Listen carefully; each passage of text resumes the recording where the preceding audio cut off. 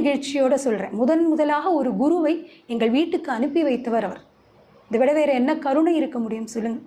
ஒரு அறிமுகமே இல்லாத பொழுது கூட அத்தனை கருணையோடு எழுத்தாளர் பாலகுமாரன் அவர்களுக்கு அந்த கோட்டுச்சித்திர விபூதி பிரசாதத்தை அனுப்பி குரு அப்படிங்கிறவரை பிடித்துக்கிறதுக்கு அவருக்கு உதவியாக இருந்தவர் ஐயா பொன் காமராஜ் அவர்கள். அதை என்றைக்குமே அப்பா சொல்லிக்கிட்டே இருப்பாங்க, ஐயா மூலமாகத்தான் நான் பகவான் கிட்ட போகிறதுக்கு எனக்கு அடுத்த அறிமுகமுக்கு முதல்ல ஒரு முறை போயிருந்தாலும் நாட் நவ் லேட்டர்னு எழுத்தாளர் பாலகுமாரனை அவர் பகவான் திருப்பி நீ பின்னாடி இன்னொரு முறை வா அப்படின்னு சொல்லும் பொழுது கூட தனக்கு ஒரு குரு வேணுமே, தனக்கு பார்க்கணுமே அப்படிங்கும் பொழுது ஒரு பார்க்குறதுக்கு ஒரு நமக்கு ஒரு பிரதிமையோ ஒரு ஸ்டாச்சு ஒரு படம் ஏதாவது ஒன்று வேணும் இல்லைங்களா?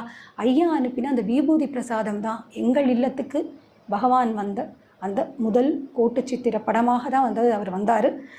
அதுக்கு நாங்கள் ரொம்ப நன்றி கடன் பட்டிருக்கோம் ஐயா பொன் காமராஜ் அவர்களுக்கு. அந்த கோட்டுச்சித்திரத்தை பார்த்து